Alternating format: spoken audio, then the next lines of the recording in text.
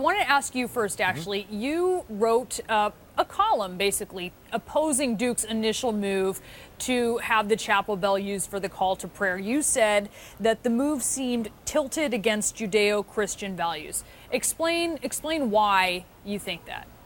Sure. Well, first of all, Young America's Foundation would have been in full support of this had we thought that it would expand religious freedom for all students on campus, but this was not the case and was very tilted against Judeo-Christian values, which Duke University has a long history of doing and cowering in the face of political correctness. They removed Chick-fil-A from campus once they received emails from students regarding same-sex marriage, obviously people who supported it on campus and wanted Chick-fil-A removed.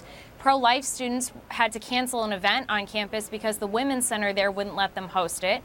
And then the Palestinian Solidarity Movement National Conference was held at Duke in 2004, and that is very anti-Israel. So why are they only supporting religious freedom for some and not all students?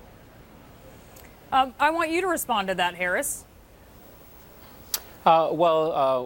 For us within the Ahmadiyya Muslim community, we were actually a bit surprised that Duke even allowed or agreed to this call to prayer on campus, because even within our youth association that's in college campuses around the country, we're never really pushing for this. So that really wasn't a story for me.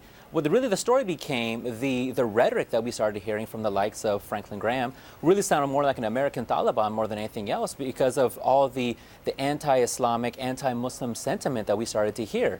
If Duke University at the very first request said, sorry, we can't do this, for me, I would have brushed it off, no big deal.